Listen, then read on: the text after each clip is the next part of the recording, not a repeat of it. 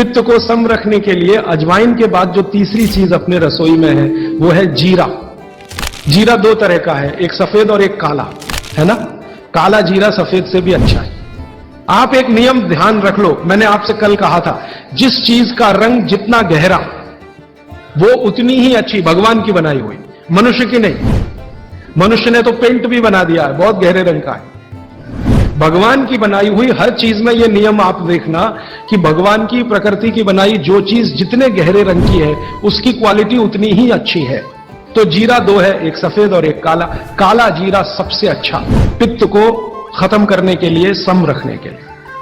तो आपकी रसोई में एक हो गया घी, देशी गाय का, पित्त को खत्म करने।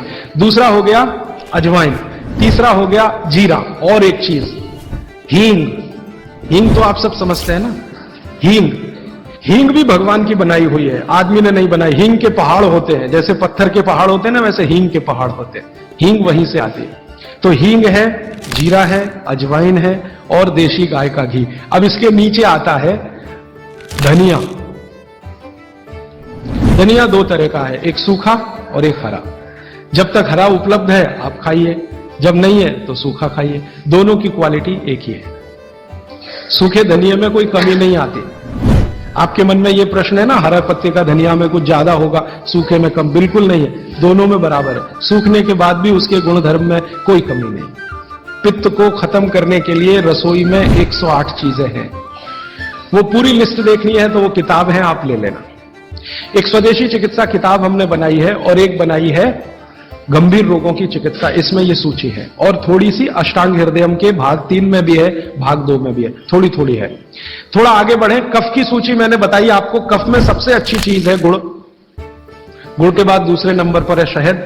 जैन है तो शहद मत खाइए, ये मेरी भी विनती है आपको, क्योंकि नहीं तो मैं पाप का भागीदार बनूंगा जो आपसे कहूं कि शहद खाओ, और मुझे तो मोक्ष में जाना है, तो पाप की गठरी क्यों ला दूं। तो आप जैन हैं तो बिल्कुल शहद मत खाइए। अजैन है माने जैन नहीं है तो आप कोशिश करिए कम से कम खाएं, ना खाएं तो और भी अच्छा, क्योंकि अपने पास शहद का विकल्प है गुड़। जब गुड़ ना रहे तब सोचें। इसी तरह कफ को कम करने की और क्या चीज है अपने रसोई में। कफ को कम करने की दूसरी जो सबसे अच्छी चीज बताई भागवत जी ने वो है सोंठ। सोंठ, सोंठ का ही एक दूसरा रूप है अदरक। अदरक से अच्छी है सोंठ।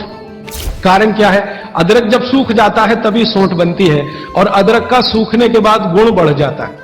हां, ताजा अदरक है ना, उसका गुण जितना नहीं है, सूखे हुए अदरक माने सोंठ का गुण लगभग 100 गुना बढ़ता है। इसलिए सोंठ अदरक से हमेशा अच्छी है। तो कफ खत्म करने के लिए रसोई घर में एक हो गया गुड़, दूसरी हो गई सोंठ, सोंठ का ऑब्लिक अदरक। अब तीसरी चीज जो सबसे अच्छी, पान। पान माने पान का पत्ता, जो आप पान खाते हैं ना, पान, ये कफ दूर करने की सबसे उत्तम औषधि। लेकिन पान भी वही चक्कर आएगा। कौन सा पान? जो गहरे रंग का। हर चीज में ये नियम है, गहरे रंग का। गहरे रंग का आप उसको कहो जी देशी पान, तो देशी पान। गहरे रंग का पान जिसका रंग बहुत गहरा हरा, एकदम काला जैसा हो तो और भी अच्छा। ये पान कफ नाशक है, बहुत ही जबरदस्त चीज है ये पान।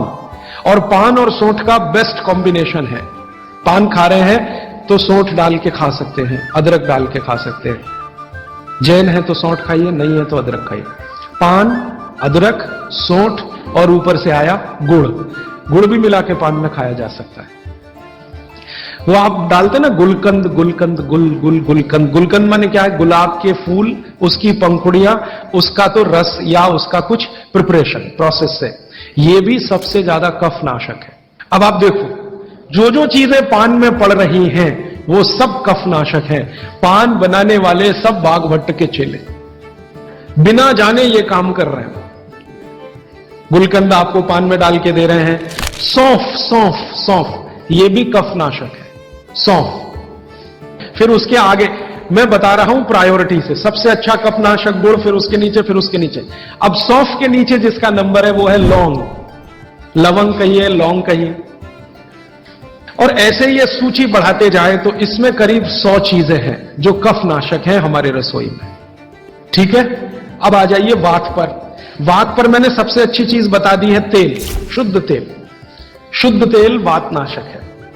और अब जो दूसरी बात मैं कहने जा रहा हूं, इसको मैं संक्षेप में उपसंहार के रूप में कह रहा हूं कि जिन चीजों में भी पानी की मात्रा ज्यादा हो वो सभी वातनाशक हैं। जिन चीजों में भी पानी की मात्रा ज्यादा हो वो सभी वातनाशक है। जैसे दूध, आप जानते हैं दूध में तो सबसे ज्यादा पानी ही है ना।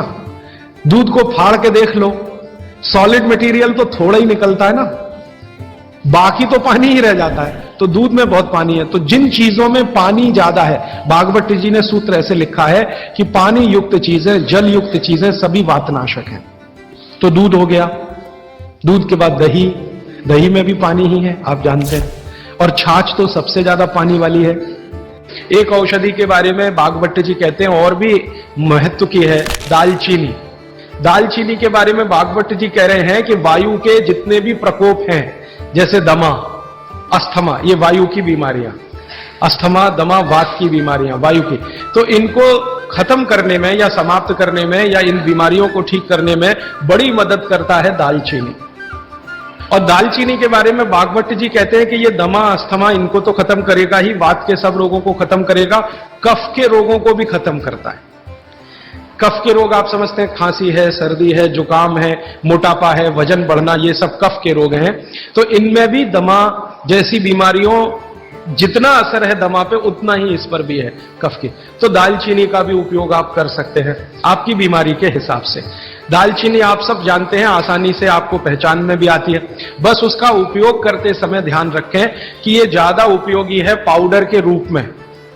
कई बार मैंने देखा है भोजन बनाते समय हम दालचीनी का पत्ता डाल देते हैं या उसकी वो जो छाल जैसी है वो डाल, वो उतना उपयोग नहीं आता जितना पाउडर करके वो उपयोग में आता है। और दालचीनी के बारे में भागवत जी कहते हैं कि इसको अगर उपयोग कर रहे हैं तो आप गुड़ के साथ इसको खूब घिसिए, रगड़िए, ऐसे ऐसे ऐसे ऐसे खूब अच्छे से गुड़ मिले, फिर खाइए, फिर पीछे से थोड़ा गर्म पानी पीजिए, अद्भुत परिणाम। और अगर आप शहद ले सकते हैं तो शहद के साथ तो इसका मर्दन, मर्दन एक शब्द उन्होंने इस्तेमाल किया, मर्दन माने घिसना, रगड़ना। तो वो कहते हैं कि खूब रगड़ करके, मर्दन करके शहद में ऐसे ऐसे ऐसे ऐसे 5-7 मिनट, फिर चाटिए और थोड़ा हल्का गुनगुना पानी पीजिए, तो आपके शरीर के कम से कम तो 50 रोग ये अकेला दालचीनी खत्म कर देगा। कम से कम 50 कफ के रोग और वात के रोग। तो ऐसी बहुत सारी चीजें अपने रसोई में है। अभी मैं थोड़ा आगे बढ़ता हूं, रसोई से बाहर निकलता हूं, क्योंकि रसोई में अगर मैं बोलूं तो और 3-4 दिन जाएगा। कि शरीर की बीमारियों को खत्म करने के लिए जितने घटक चाहिए वो सब गोमूत्र में है, सबके सब, सबके सब। अब जैसे मैं आपको नाम लेके कहूं, आपको त्वचा का कोई भी रोग हो गया, कोई भी रोग हो गया त्वचा का, तो इसका माने आपके शरीर में एक घटक कम हुआ। घटकों की कमी से ही रोग होते हैं। वो घटक का नाम है सल्फर। एक केमिकल कम होता है जिसका नाम है सल्फर। जिनको भी स्किन डिसीज होंगी उनके शरीर में सल्फर कम हो जाएगा, ये है बात। अब गाय के मूत्र में भरपूर मात्रा में है सल्फर, भरपूर। तो हम लोगों ने क्या किया कि ये त्वचा रोग वालों को इकट्ठा करके सल्फर चाहिए, तो सल्फर हम चाहे तो होम्योपैथी में दे सकते थे उनको, सल्फर चाहे तो आयुर्वेद में भी दिया जा सकता था। हमने ना होम्योपैथी में दिया ना आयुर्वेद में दिया। उनको कहा भाई गोमूत्र में सल्फर है और आपको सल्फर की जरूरत है तो आप पी के देख लो। तो उनमें से कुछ ने पिया, कुछ ने नहीं पिया, कुछ को लगा कि कैसे पिया है, इसमें वगैरह वगैरह बहुत सारी तकलीफें हैं। वो एक आदमी तो मुझे कहता था, राजीव भाई इतनी बास आती है, कैसे पी सकता हूं। और वो रोज एक बोतल दारू पी लेता था, गोमूत्र पीने में उसको बास आती थी। तो मैं उसको समझाता था, भैया दारू की जो बास है उससे अच्छी तो ये है, लेकिन वो माना नहीं। खैर, जिन लोगों ने पी लिया, हमने देखा कि 1.25 महीने से ही उनके त्वचा का रंग बदलना और उनका जो रोग है वो बदलना शुरू हुआ। 3रे महीने तक आते आते संपूर्ण रोग ठीक। और क्या क्या रोग ठीक हुए? सोराइसिस ठीक हुआ, जो कभी ठीक नहीं होता, आप जानते हैं। एलोपैथी वाले तो कहते हैं सोराइसिस ठीक ही नहीं होता। सोराइसिस के बारे में वो कहते हैं कि आदमी मरे तो ठीक होता है, ये भाषा है डॉक्टरों की। तो वो सोराइसिस ठीक हुआ। एक्जिमा तो इतने आसानी से ठीक हुआ कि बहुत ही आसान। खुजली, खाज, दाद, सब तरह के त्वचा रोग ठीक हुए।